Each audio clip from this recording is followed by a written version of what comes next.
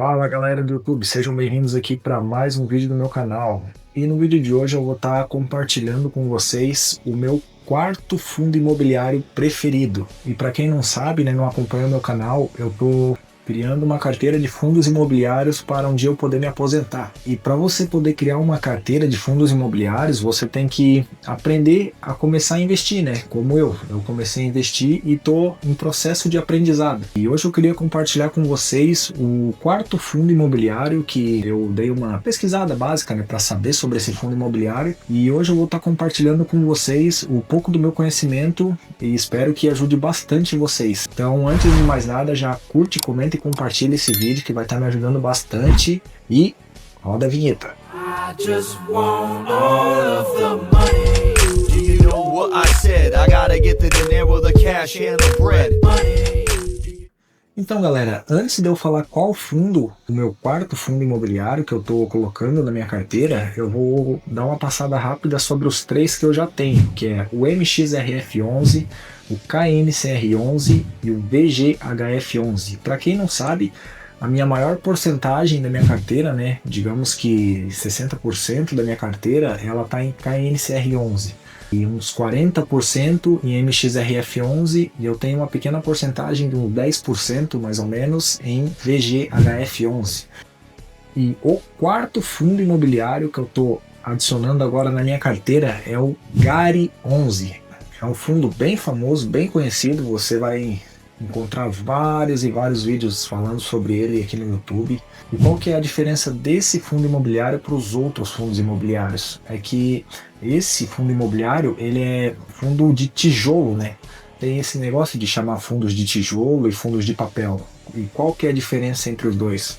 A diferença entre os dois é que os fundos de papéis, que nem o KNCR11, que nem eu tinha falado no outro vídeo, que ele tem CRIs dentro dele, né, que é crédito imobiliário, isso significa que o dinheiro ele não está num galpão, numa empresa, num shopping, num lugar físico, e ele está em crédito imobiliário, que é um dinheiro que vai ser emprestado para outra pessoa e vai voltar para vocês, né?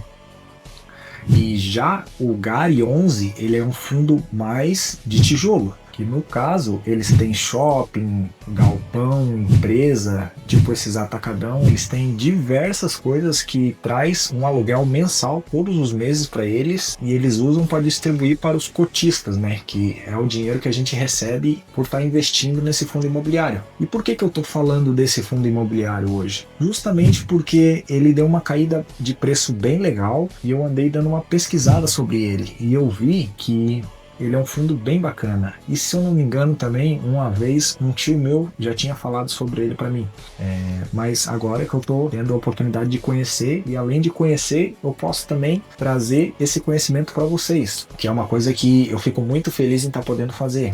Eu aportei um pouquinho essa semana, se eu não me engano, foi em 700 e pouquinho, né? Eu comprei de GARI11 e pelo que eu andei vendo, o patrimônio total do GARI11, eles têm 2,7 bilhões em imóveis, variando entre galpões, transportadoras, shopping e diversas outros tipos de investimento, né? Mas pelo que eu consegui ver, eles investem mais nessa área, né? Outra coisa também que eu tava dando uma olhada é que o GARI11, ele paga quase que um valor fixo todos os meses. Já vem um tempo que ele vem pagando 8 centavos por ação e, querendo ou não, para você que vai pagar agora, como eu tinha acabado de dizer que deu uma baixada no preço, o preço ele estava 9 e pouco e agora ele está 8 e pouco.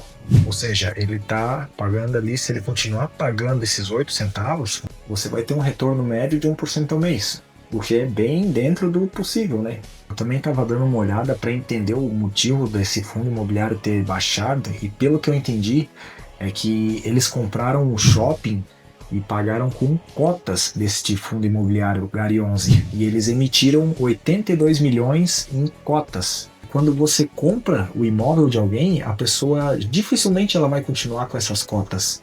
O que aconteceu, o que provavelmente aconteceu foi que o dono do imóvel acabou vendendo as cotas para pegar o dinheiro, né?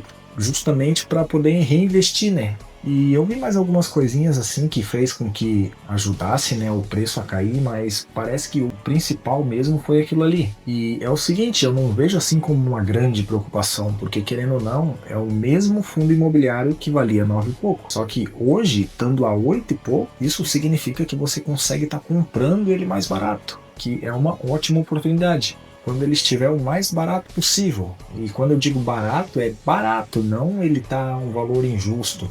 Que nem, tipo, se o fundo está caindo por uma mudança de gestão ou porque ele começou a não fazer sentido nenhum, aí não é tá barato. Quando eu digo barato, é quando ele ainda tem um fundamento e que ele te traga aquela segurança, que você invista sabendo onde você está colocando o seu dinheiro.